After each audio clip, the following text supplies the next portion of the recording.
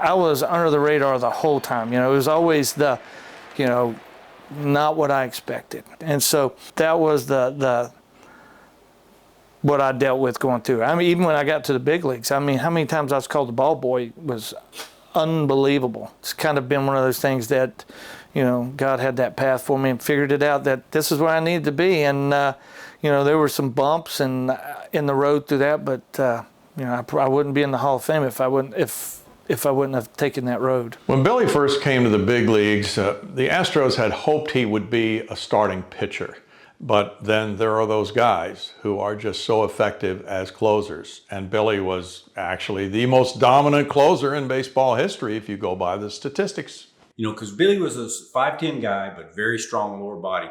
But he threw 100 when it wasn't fashionable, when only a couple of guys in all of baseball threw 100. I think that's been the whole thing, has been that fight, though, having to prove yourself that you're justified through what you do, you're good enough. Billy stood out on the mound and threw his best. And he goes, it's going to be my best against your best, and I believe I can defeat you. There was games where you felt it. It came out of your hand and it was just different and stuff like that. But, I don't know if there's a game I ever went out there and going, I'm going to see how hard I can throw. It was just, I got to get this guy out. He was beginning his run of 7 All-Stars, and he was just dominating hitters. That was Billy's legacy. He was as dominant a reliever as the game has ever seen. I mean, you could stack his numbers up against maybe anyone but Rivera, against Lee Smith, against all those other guys that went in.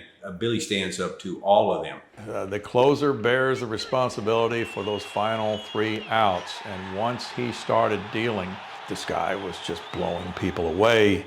And that's the memory most of us have of him, is just how untouchable he was. Every save is a big save. You couldn't have a gray moment. A gray moment would be a loss for you. I mean, you're the end of the line. And come from where I'm from, I think I'm the only Division III player that's ever gotten to the Hall of Fame. I think there's one other Hall of Fame baseball player from Virginia. It's surreal with the thought that you can come from Southwest Virginia and you can make it. Billy was just an unbelievable human being and a great left arm.